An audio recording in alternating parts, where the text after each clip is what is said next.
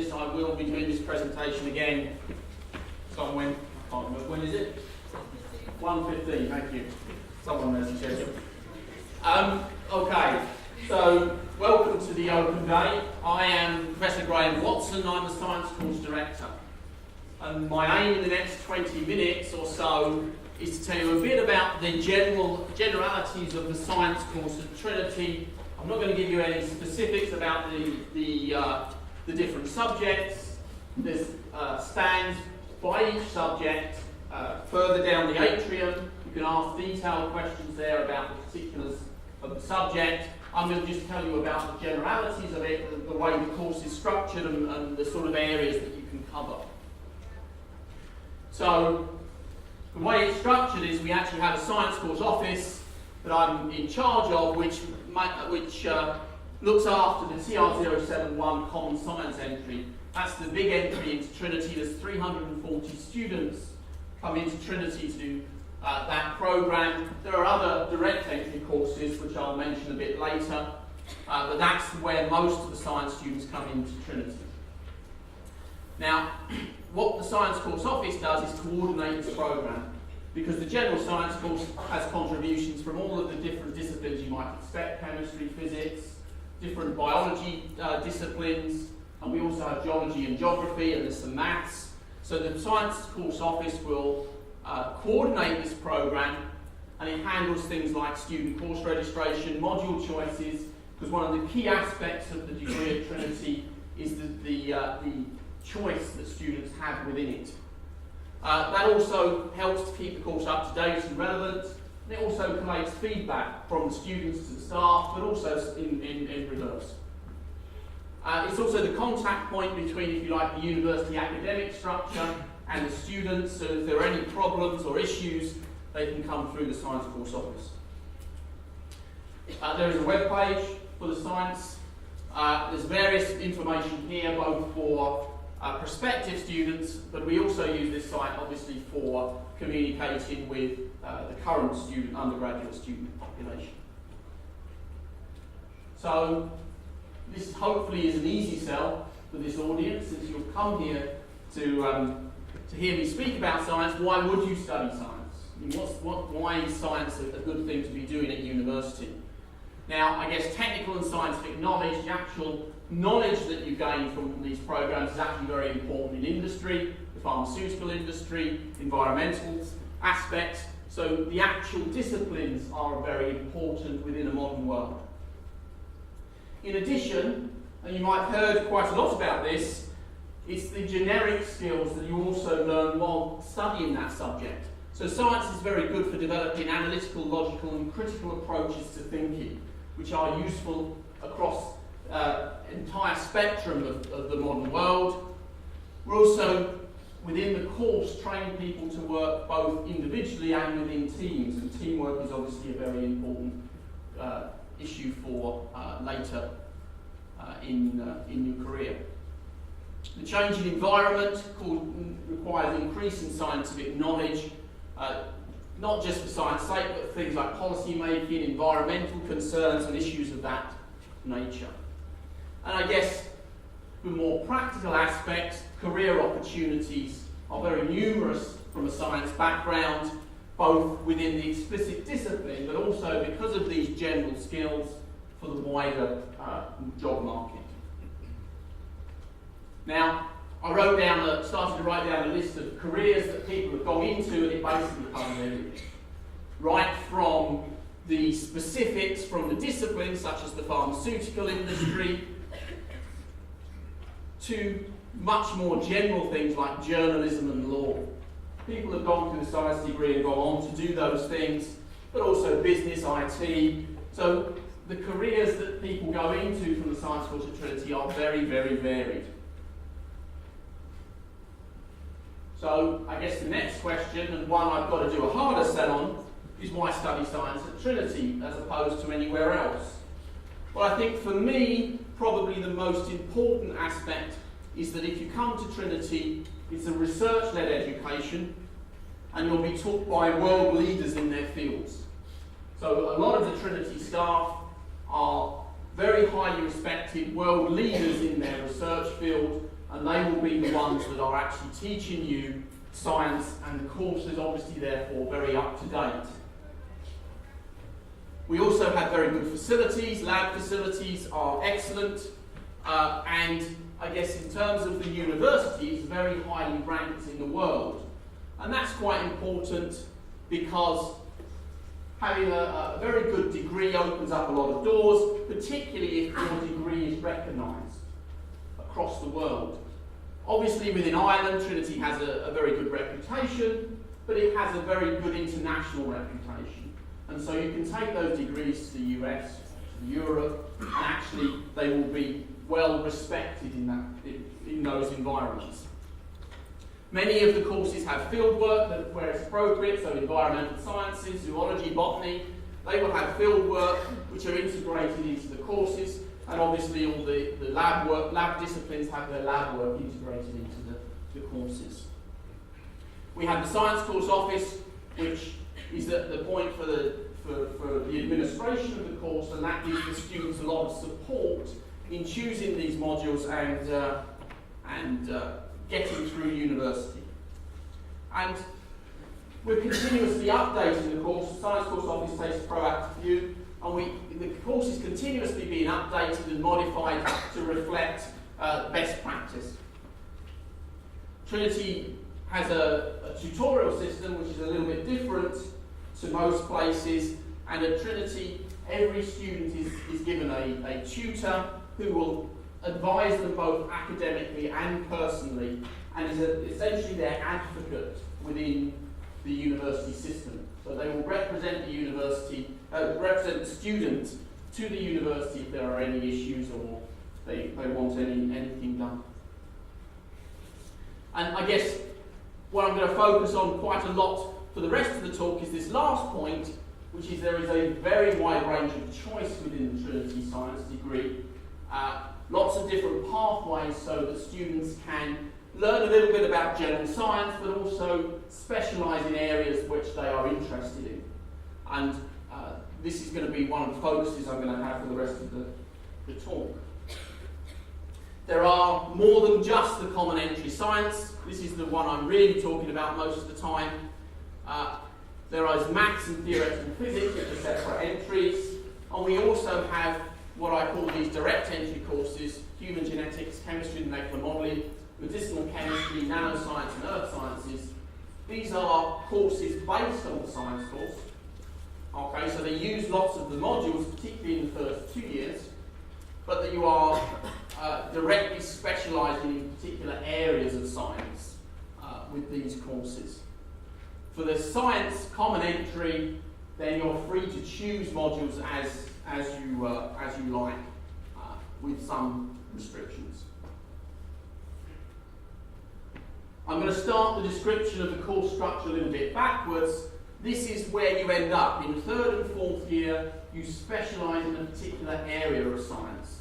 The first 2 years are common, I'll explain those in a moment, but this is where you're aiming at. The third and fourth year, these are the specialisations that we currently offer: biochemistry, chemistry, environmental sciences, functional biology, genetics, geography, geology, immunology, microbiology, molecular medicine, neuroscience, physics, physics and astrophysics, physiology, plant sciences and zoology.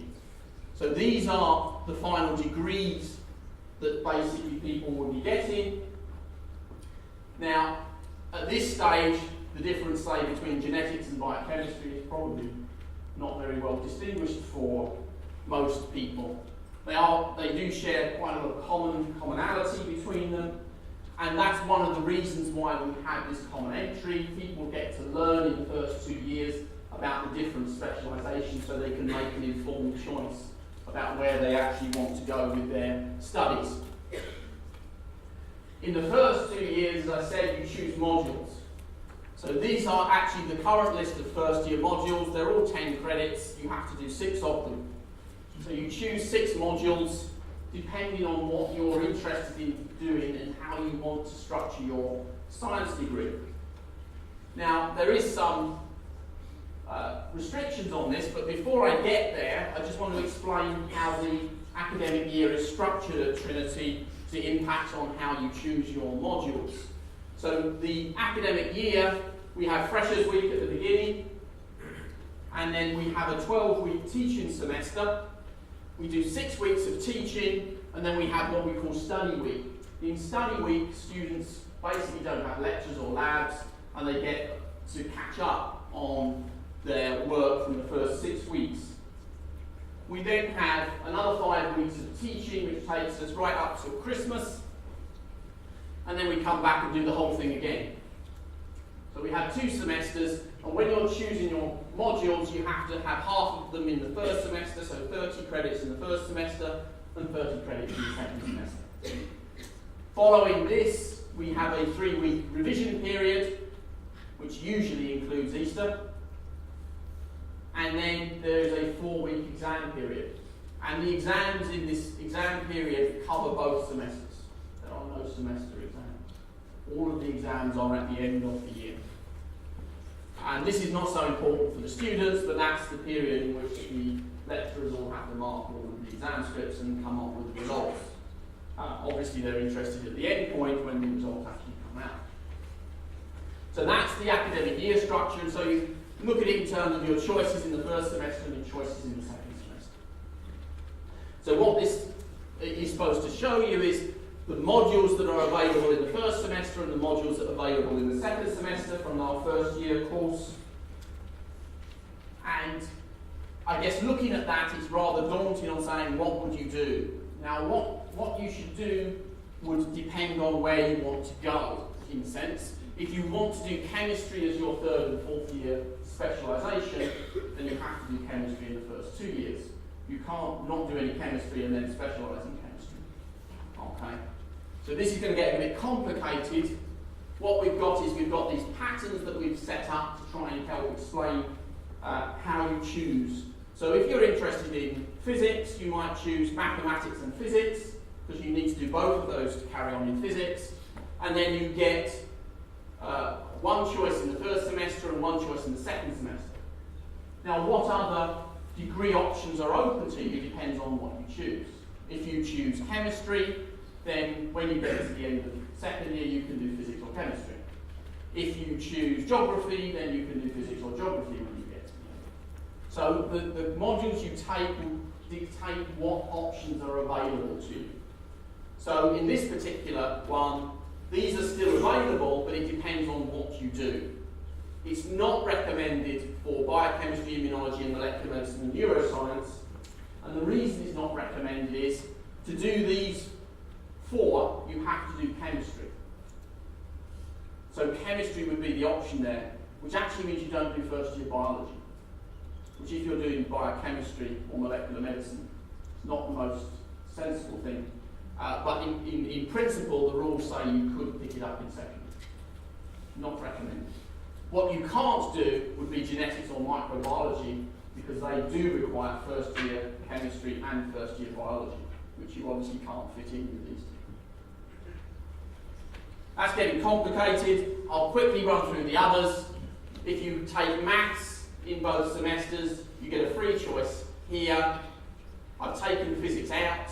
So all of these are still available depending on what you do. Okay? So if you want to do microbiology, you have to do both chemistries and this first biology. Now it's quite complicated. What you certainly can't do is physics. Pattern 3 has 1 semester of maths and then a choice. That has a wide range of options depending on what you take. Again, physics is the only one you can't take. Pattern 4, and this is I guess the key one, which is one of the take-home messages, there is no maths in pattern 4. But maths is actually required for almost all of the degree options. You have to do some level of maths at university. So in fact, there's actually only 4 options available for 3rd and 4th year: environmental sciences, geography, geology, and applied sciences.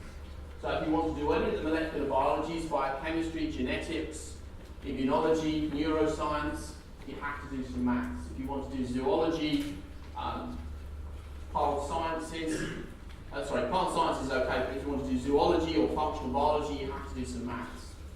I think saying you have to do maths if you want to do chemistry and physics is perhaps not necessarily required.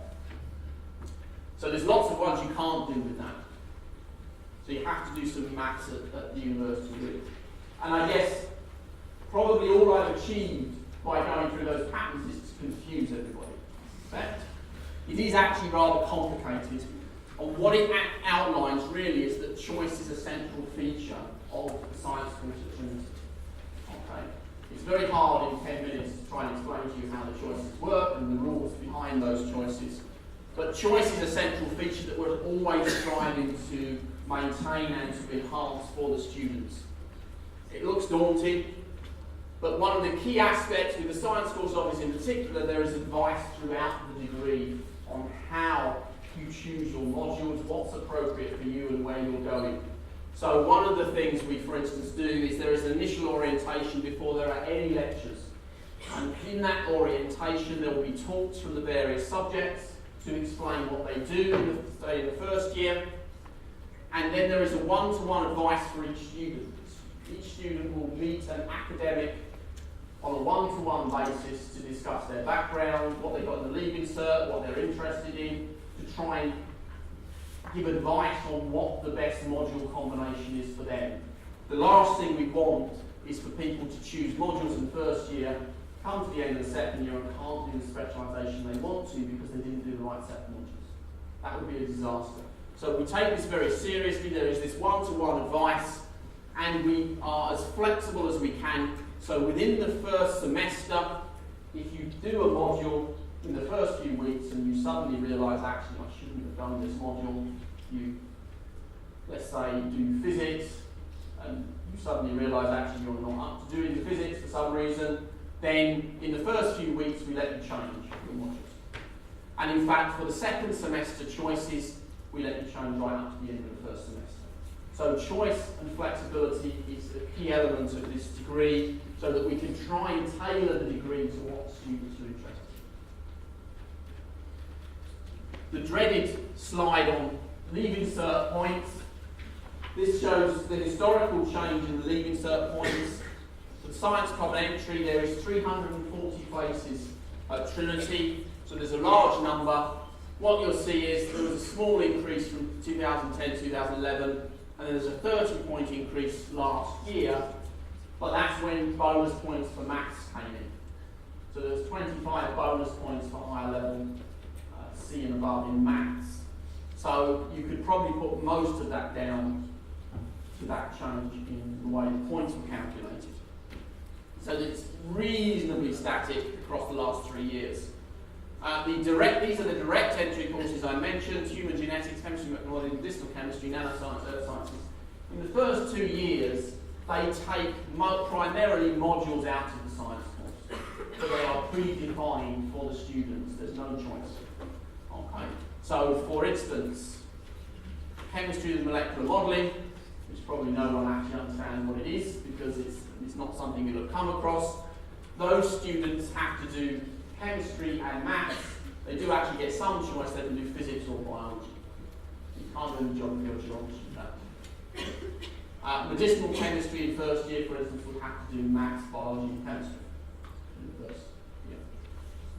So these share much of the elements of the science course in the first 2 years, and then they're specialised in different areas after that. Now these are much smaller courses, there's much smaller numbers of students, and so what you tend to find is the points vary a lot more, just through statistics. So human genetics is often slightly above science, but some of the others, nanoscience was below, now it's above. It varies depending on the particular year. Now, points isn't the only thing required for entry into Trinity. There's the university matriculation requirements, that's in the book. The standard matriculation requirements for any course in Trinity is to have 6 passes, 3 of which are at higher level, and passes in maths, English, and a non-English language.